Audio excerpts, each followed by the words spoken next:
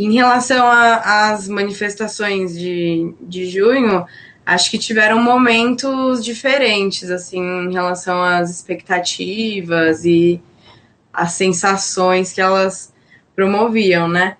Num primeiro momento, acho que o levante, e a gente, enquanto militante, mas enquanto indivíduo também, não tinha grandes expectativas, porque para o reajuste da tarifa é alguma coisa que acontece todo começo de ano, né? Então, meio que do ponto de vista dos movimentos sociais, é uma luta que já está na agenda. Todo começo de ano tem os atos da passagem, né? Mas acho que o que acontece em junho de 2013, como que o negócio vai se desenvolvendo, é que a partir dessa pauta específica, né, pontual, econômica, a gente vê um salto de consciência em termos de organização social. Acho que para a esquerda, a primeira sensação dessa geração, na verdade, de militantes, eu nasci em 91, então até 2013 eu não tinha vivenciado um período de mobilização social muito grande, né? Então, a galera da minha geração, da militância da minha geração, nunca tinha visto 100 mil pessoas na rua num ato. Então era um negócio que nos impulsionava, né? Que fazia a gente ter boas expectativas em relação ao desdobramento daquela luta. Que a expectativa era, a partir de uma pauta econômica pontual, o processo de luta e de manifestação vai promover um avanço na consciência. Então, a princípio, essas pessoas que estão aqui na rua, elas estão em disputa por um projeto de sociedade, por um projeto de transporte público, ou por uma passagem mais barata, seja lá o que for, estavam ali para terem suas consciências disputadas, assim, no sentido ideológico mesmo, né? De conseguir dialogar com essas pessoas. O que acontece é que não foi só a esquerda que se deu conta disso. A direita também falou, bom, 100 mil pessoas, 200 mil pessoas na rua em disputa, a gente não vai largar eles para a esquerda disputar sozinha, né? Só que eles tinham mais instrumentos do que a gente naquele momento para fazer essa disputa, né? Essa é a análise que a gente faz desse período. Então, a mídia, todos os. Né, a comunicação de massas, esses setores da direita tinham mais instrumentos para emplacar essa disputa do que a esquerda. E, por outro lado, também, além da disputa ideológica, a direita, a esquerda no Brasil hoje, né, não é uma coisa só daquele período, é algo que vem antes e se desenrola até hoje, para os próximos anos também, não tem mais um instrumento organizativo que seja referência para os trabalhadores e trabalhadoras, né? Então, o papel que o PT cumpriu durante alguns anos, hoje não cumpre mais esse papel de aglutinar esses setores em torno de um projeto de sociedade mais justo, com mais distribuição de renda, etc. Então, a junção de todos esses fatores é que naquele momento a gente perdeu a disputa ideológica. Então, a gente tinha as massas na rua, sem um projeto político na cabeça.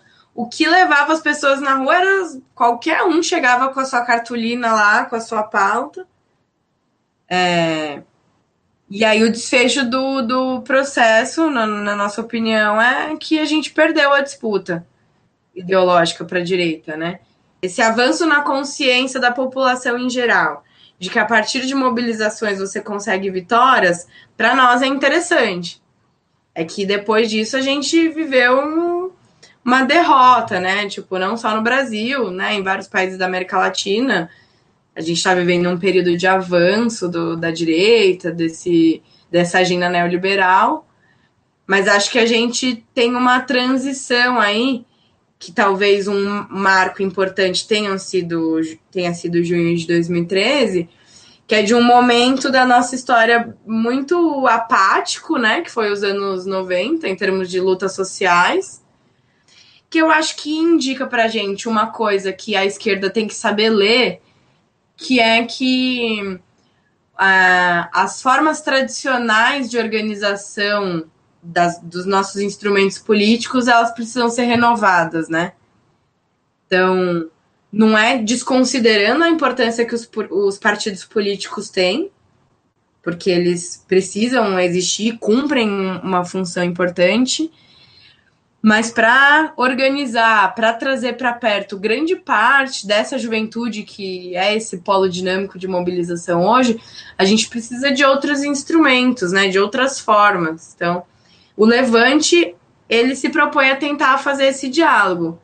Então, é um movimento social que não nega a importância da organização, mas que tenta ter outras formas, então dialogar com a juventude a partir da arte, da cultura, algumas ferramentas que a gente chama de agitação e propaganda, não sei se você já ouviu esse termo, manifestações teatrais, musicais, artísticas, a pichação de muros nas ruas. Então tem vários métodos aí que a gente pode chamar de manifestações culturais, mas é uma cultura direcionada a dialogar e fazer a disputa ideológica com o povo. A gente chama isso de agite próprio. E, e eu estive em algumas das manifestações das jornadas de junho de 2013. Eu lembro que, enfim, eu fui como, digamos, como cidadã, como pessoa autônoma, enfim, não faço parte, não fazia parte, não faço parte de nenhum coletivo relacionado à questão da tarifa, mas nas manifestações encontrei várias pessoas, vários amigos e amigas que fazem parte de coletivos e tal, que estavam lá dentro desse contexto dos coletivos, mas eu estava lá um pouco solta, assim, nesse sentido, né? Embora sempre acompanhada de outras pessoas. Até junho de 2013, eu nunca tinha tido contato com o MPL, né? Nunca soube da luta, nunca... Enfim, por uma série de coisas, assim, de contextos particulares, a questão da luta sempre foi algo fora da minha vida, assim, da luta, digamos, organizada, dentro de coletivos. E mesmo a questão das lutas dos coletivos autônomos, né, nunca tinha tido contato, assim. Mas nessa época eu já trabalhava, né, como jornalista independente, já estava trabalhando, já estava pesquisando a questão da gentrificação na cidade, né, dos processos de higienização social. Já tinha o projeto Arquitetura da Gentrificação, que é o projeto que eu toco até hoje, um projeto jornalístico de investigação que procura mapear esses processos de higienização social no centro da cidade. E eu lembro que eu tomei contato com o MPL, enfim, em 2013, por conta do aumento, né, das tarifas, e eu tinha ido a um debate que aconteceu na Ocupação Mauá, lá no centro da cidade. Era um debate que falavam, no qual algumas pessoas, como a Mariana Fix, por exemplo, e o Nelson, que é do Movimento Sem Teto do Centro, estavam falando de alguns projetos, de algumas políticas urbanísticas da nova gestão, que se iniciava da gestão Haddad, e estavam falando especificamente do o Arco Tietê, que era, digamos, o carro-chefe do Haddad. E algumas pessoas do MPL também falaram desse projeto a partir da perspectiva da mobilidade, né, do transporte e dos impactos que isso poderia causar. E nesse dia eles distribuíram, acho que foi o primeiro dia que eles estavam divulgando a primeira manifestação que aconteceu. Tem até hoje o panfleto, tenho guardado isso. Tudo está por aqui em algum lugar, eu posso pegar, posso escanear depois se te interessar. Então, nesse momento, eu tive contato com o MPL, tive contato com a questão da luta do transporte, e tive contato com essa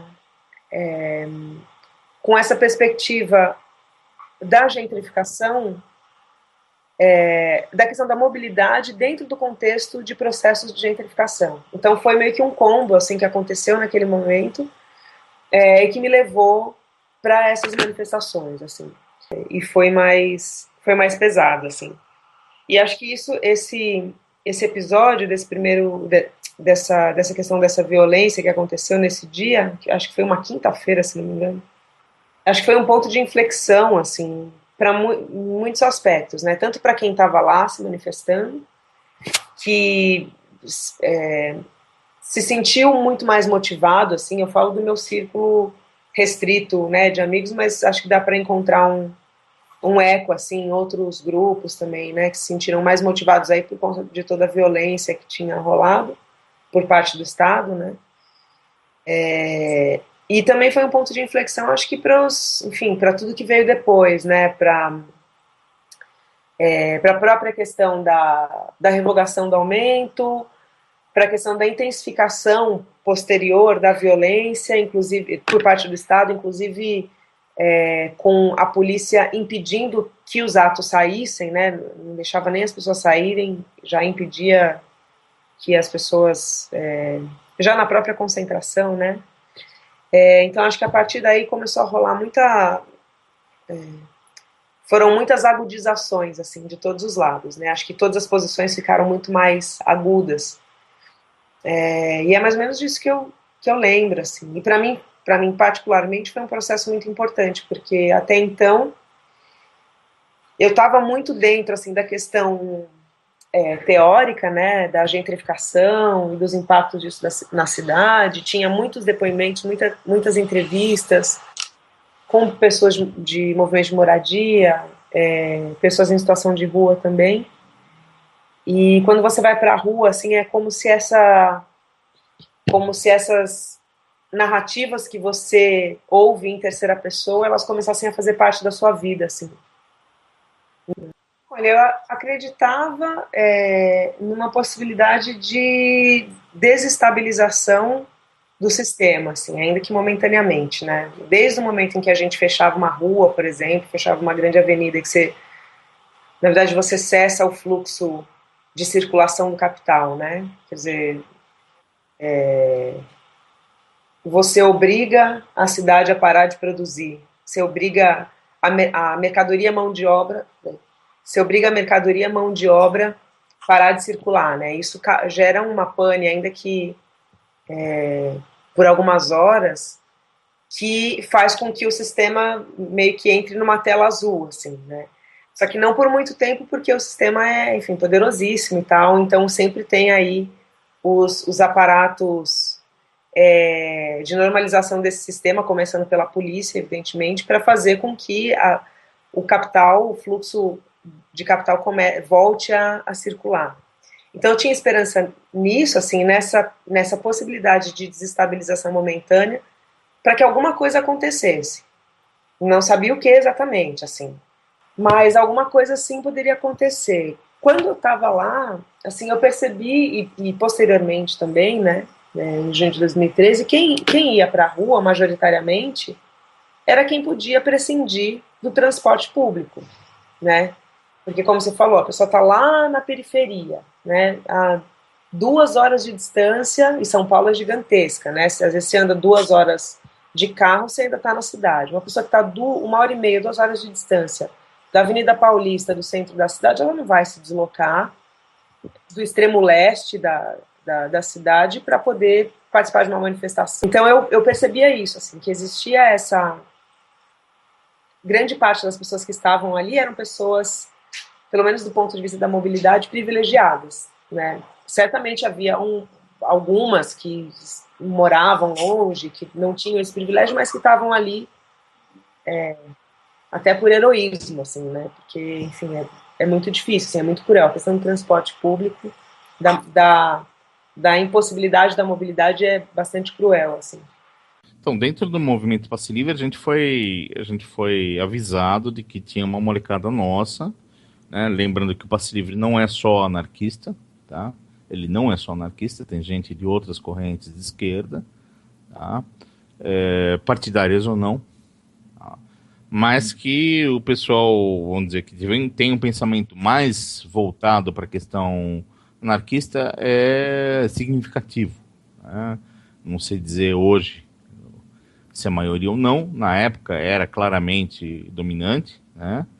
Mas tinha muita gente simpática ali, e tinha gente que ainda tinha dúvidas, enfim. E aí, o que me chamou a atenção, e que chamou a atenção de todo mundo, e foi por isso que me foi pedido que colasse um pouco junto com o pessoal, é que aquilo surpreendeu todo mundo. Tá? Ninguém esperava, e talvez a violência da resposta tenha sido por isso. O que é isso? Na dúvida, suprime, mata, liquida e de uma vez. Alguns pensavam isso literalmente, outros não, né? Mas o fato era que tipo, não, isso assustou demais, não deixa acontecer de novo. Então, a onda para varrer foi absurda, foi de uma violência absurda, né? E se você fala, por exemplo, de vários jornalistas independentes, por outro lado, as redações nunca tiveram tão ocupadas com gente em escrivaninha escrevendo sobre a estupidez da violência gratuita. Por quê? Porque já se tinha na época a ideia de que uma forma de você quebrar o encanto, porque aquilo foi um encanto também, né, era associar a questão da violência. Então você vê coisas de uma má-fé absurda.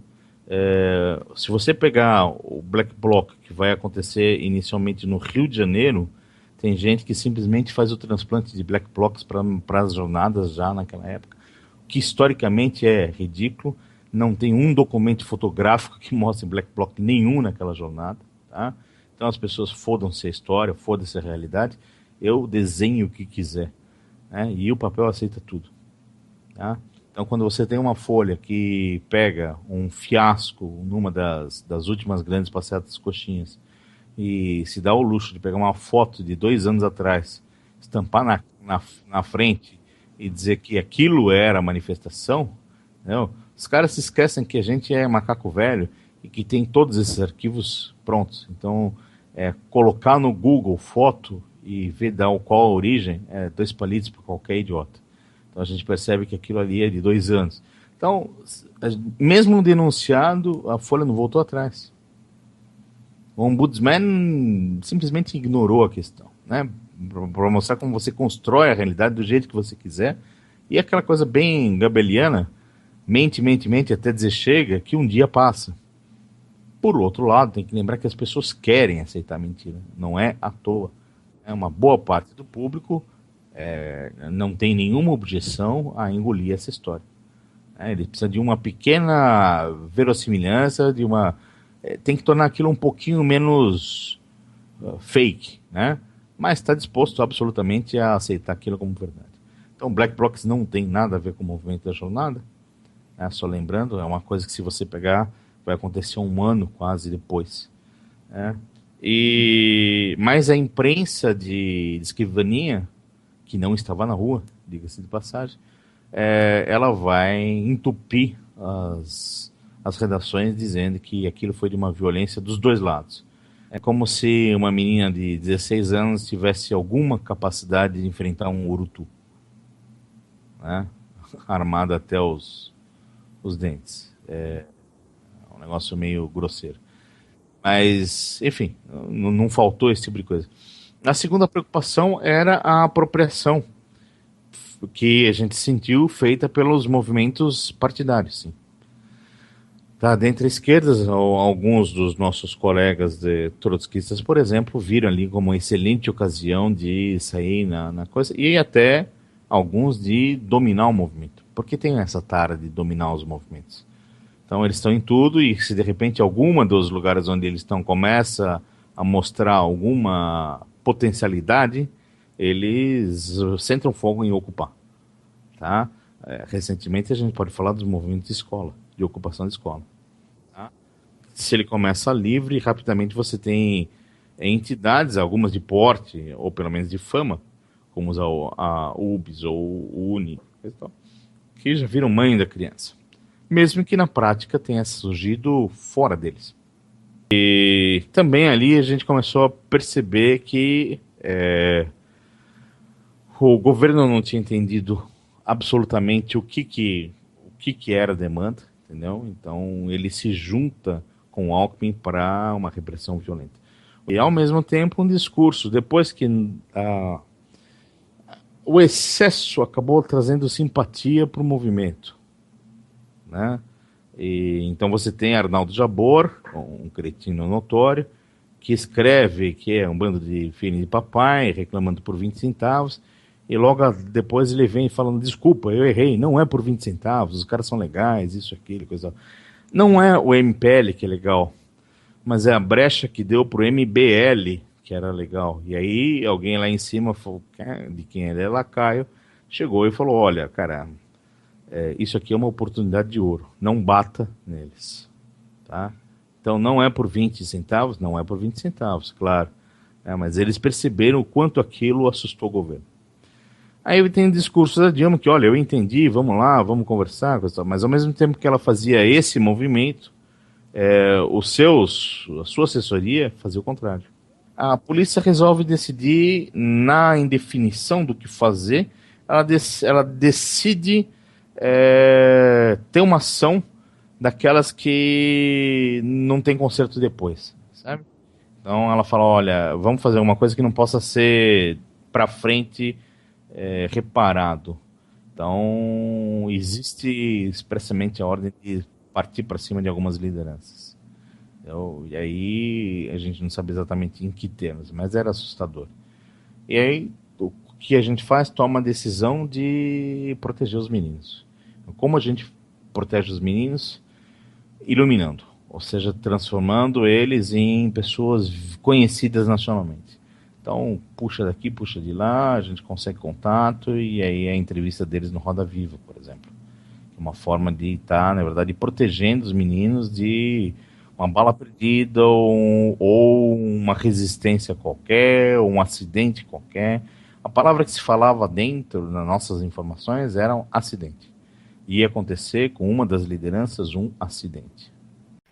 Então, ainda sobre o movimento Passe Livre e os movimentos que compuseram as jornadas de 13 de junho, eu considero que eram movimentos que a gente pode considerar como guerrilhas urbanas, dentro da ideia do Deleuze, das máquinas de guerra, né, que tem como militante de linha de frente o guerreiro urbano, e dentro desse movimento que acabou, como eu disse, sendo aparelhado, né, pela própria máquina de Estado, não o movimento em si, né, mas o resultado do seu processo, digamos, né, o seu trabalho foi aparelhado e canalizado para desmoralização do governo, né, e para legitimação do golpe.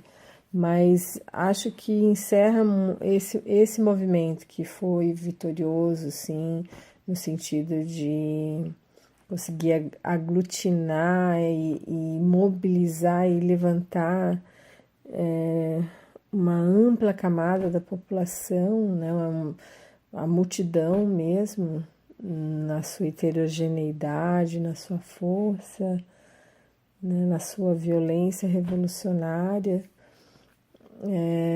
Ele ainda encerra muitas lições que a esquerda mais institucionalizada, mais fisiológica, não vê, em função do desdobramento que houve, né? Que em vez de ter havido um aprofundamento da democracia, né, do combate à corrupção, dos direitos, das políticas públicas, dos direitos sociais, o que aconteceu foi o contrário, né? Foi um retrocesso, um grande retrocesso. Em função disso, há uma tentativa dessa esquerda mais fisiológica, né, que tem dificuldade de fazer sua própria autocrítica, de criminalizar politicamente esses movimentos, né, de colocá-los como braços do golpe. E aí, quais seriam essas lições que nós poderíamos aproveitar? Que é essa linguagem que fala a juventude, que recusa a hierarquia, que recusa a figura do líder, do representante, né? Essa aversão ao representante do grupo, um movimento que se autorrepresenta no seu conjunto. Isso é bastante salutar. As próprias estratégias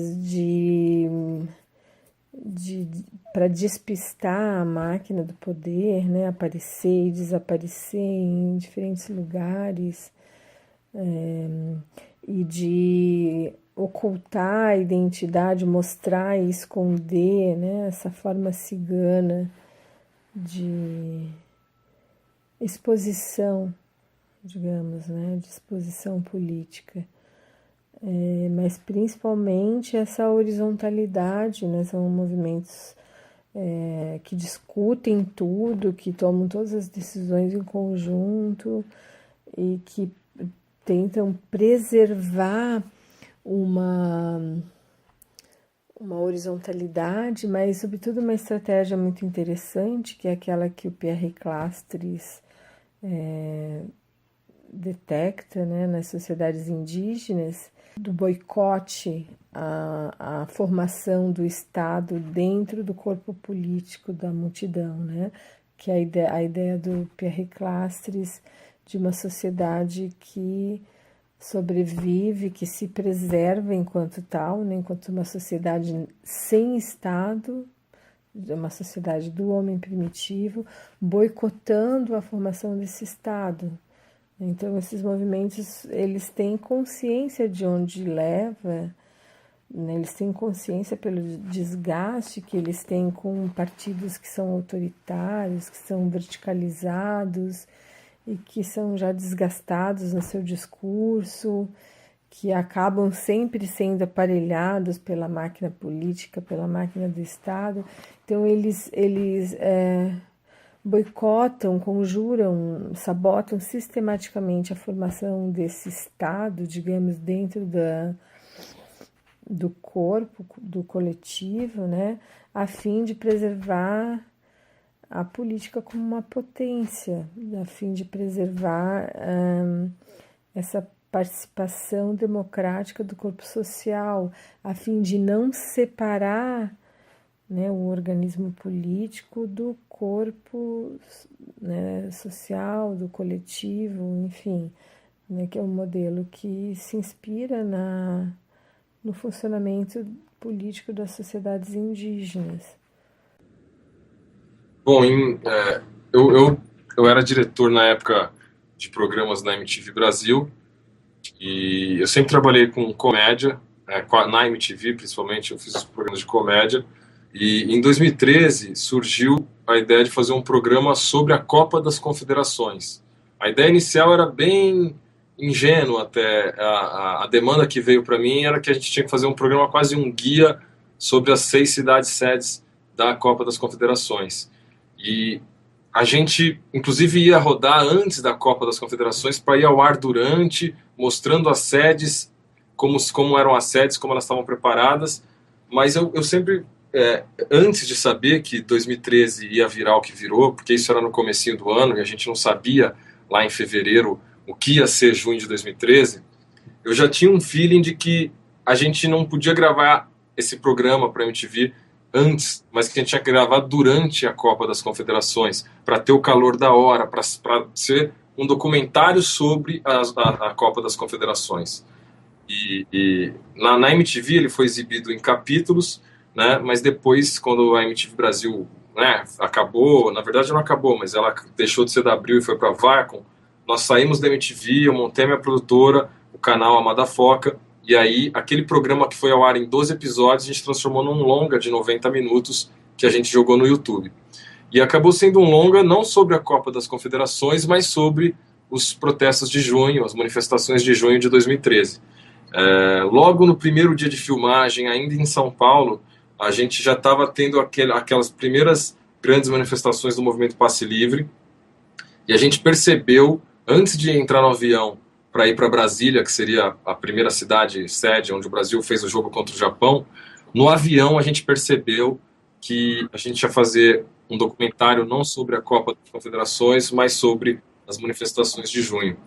E a gente acabou mostrando o campeonato de futebol como pano de fundo das manifestações, e não o contrário, né? Então, o que era para ser o protagonista, que era o futebol, se tornou coadjuvante, o protagonista acabou sendo o movimento todo de junho de 2013.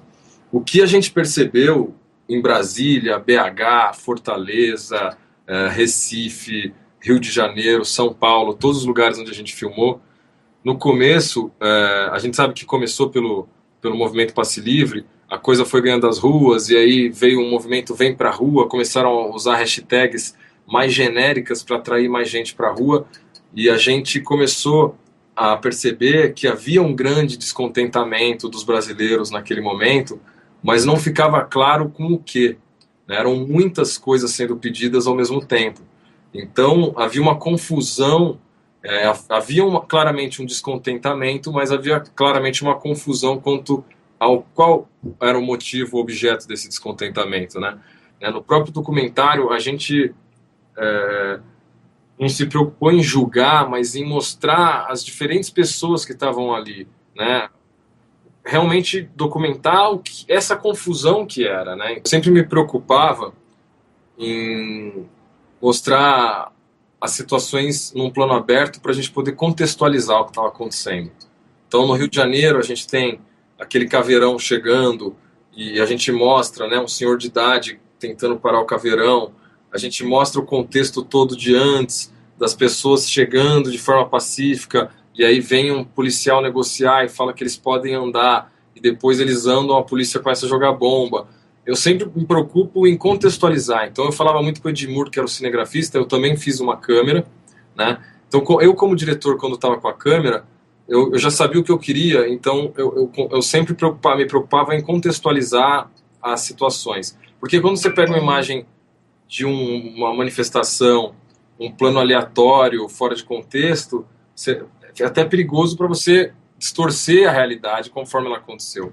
Então eu sempre tinha essa preocupação de grava bastante para a gente pelo menos ter a opção na ilha de montar como foi a história de verdade e principalmente de contextualizar as coisas. A gente tomou muito gás lacrimogênio, spray pimenta, pedrada, borrachada, vários, né, assim, você quando se coloca na situação de filmar um protesto, principalmente de esquerda, porque os protestos de direita não existe repressão policial, né, então é mais fácil. Agora, um protesto de esquerda, você às vezes está ali registrando, você não está nem protestando, mas só de você estar ali no meio, você pode tomar uma borrachada, um tiro de bala de borracha, perder um olho, como aconteceu com o Sérgio, fotógrafo, como aconteceu recentemente com uma garota aqui em São Paulo. O cara atirar uma bala de borracha no olho de um profissional que está fotografando, só porque aquele protesto é um protesto da esquerda, sabe? O grande ganho das manifestações de junho de 2013, eu acho que a gente trouxe para a pauta principal a política. Mesmo que ainda de forma superficial, muitas vezes rasa, o debate às vezes fica em cima de boatos, memes de internet, são poucas pessoas que se preocupam em se aprofundar nos temas e nas pautas, mas a gente sabe que a política veio para primeiro plano. Hoje a política é o assunto mais importante, e o documentário é legal por isso, porque ele mostra a Copa das Confederações, um torneio de futebol mundial, se tornando pano de fundo de algo muito mais importante que estava acontecendo, que estava aflorando ali. E a gente vê isso até hoje, o futebol perdeu espaço.